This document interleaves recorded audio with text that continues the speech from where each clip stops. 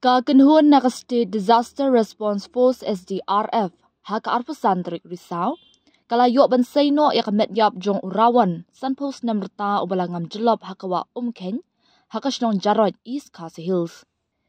Ka SDRF kelahir ban pelong kajingwat hadien ba utay urang ba ubakerteng ukel shan shadam ubadai ukurim jogokong sibon dawar ubadai nakasnong pedeng snong nong hali